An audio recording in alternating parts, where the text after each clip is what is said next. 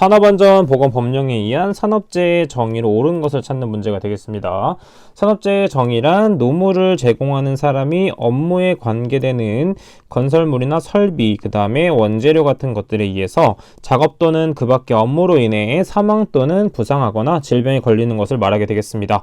정답은 1번이 된다 체크해 볼 수 있겠죠. 4번 문제 보도록 하겠습니다. 재해 코스트 계산 방식 중 시문즈법을 사용할 경우에 비보험 코스트 항목으로 틀린 것을 찾는 문제가 되겠습니다. 자, 보험 코스트는 산재보험료가 되겠고, 비보험 코스트는 A 곱하기 휴업상해 건수, B 곱하기 통원상해 건수, 3번은 C 곱하기 고급 조치 건수가 되겠고, 마지막에 D 곱하기 중상해 건수가 아니라 무상해 건수가 되겠습니다. 따라서 옳지 않은 것, 틀린 것은 4번이 된다 볼 수 있겠죠. 6번 문제 보도록 하겠습니다. 자, 산업재해 예방의 4대 기본 원칙이 아닌 것을 찾는 문제가 되겠습니다. 재해 예방의 기본 4원칙, 우리가 암기법을 통해서 외웠었죠.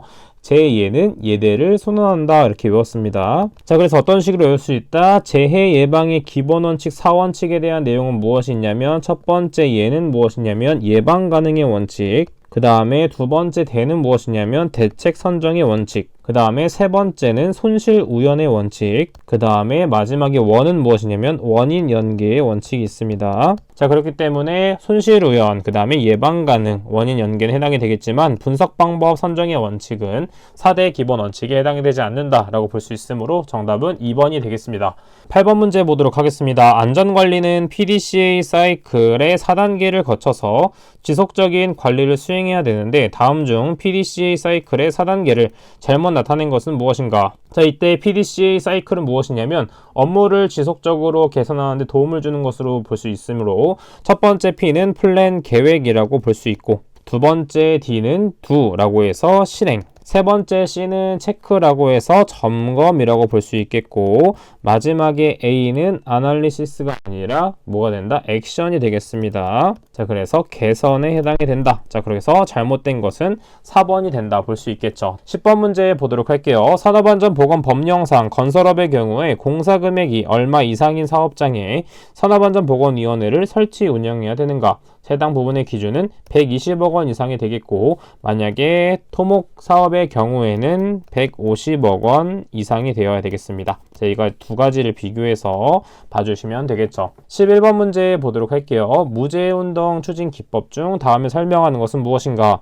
작업 현장에서 그때 그 장소의 상황에 즉응하여 실시하는 위험예지 활동으로서 즉시 즉응법이라는 것은 TBM이라고 하겠습니다. 자, TBM은 보통 한 10분에서 15분 정도 짧게 진행하는 것으로 볼 수 있겠고, 소수의 각각 공정별로 진행해서 각각의 위험도를 파악하고 각각의 또 어떤 현장이 진행이 되는지를 파악하기 위해서 사용하는 것이 TBM 공법이 되겠습니다. 현장에서도 많이 사용하는 부분이기 때문에 현장에서 이런 것들을 하고 있다 정도만 알고 있으면 되겠습니다. 14번 문제 보도록 하겠습니다. 다음 중 브레인스토밍의 4원칙과 가장 거리가 먼 것을 찾는 문제가 되겠습니다.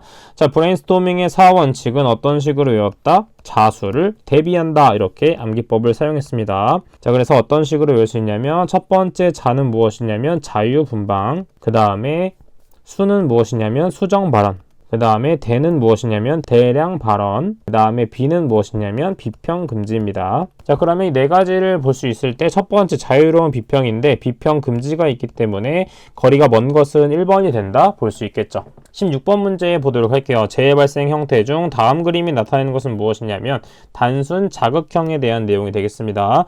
추가적으로 단순 연쇄형, 그 다음에 복합형, 복합 연쇄형에 대한 그림은 우리가 교재 해설을 참고해서 봐주시면 되기 때문에 교재를 참고해서 보도록 하겠습니다. 18번 문제 보도록 하겠습니다. 산업안전보건법령상 보호구 안전인증 대상 방독마스크에 유기화합물용 정화통 외부 측면에 표시색으로 오른 것을 찾는 문제가 되겠습니다.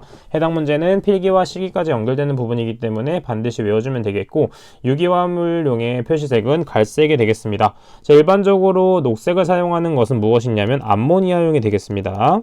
그 다음에 노란색을 사용하는 것은 아황산용, 그 다음 일반적으로 회색을 사용하는 것은 할로겐가스, 황화수소, 시아나수소가 있습니다. 추가적으로 유기화합물용 시험가스로는 시클로헥산, 이소부탄, 디메틸 에테르가 있기 때문에 해당 부분에 대한 시험가스도 같이 외워주도록 할게요.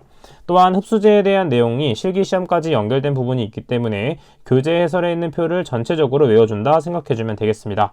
20번 문제 보도록 하겠습니다. 산업안전보건법령상 안전관리자의 업무가 아닌 것을 찾는 문제가 되겠습니다. 자, 안전관리자의 업무 하나씩 보도록 하면 첫 번째, 해당 사업장의 안전교육 계획의 수립 및 안전교육 실시에 관한 보좌 및 조언 지도가 있겠고, 두 번째는 사업장의 순회 점검 및 지도에 주체 및 건의가 있겠습니다.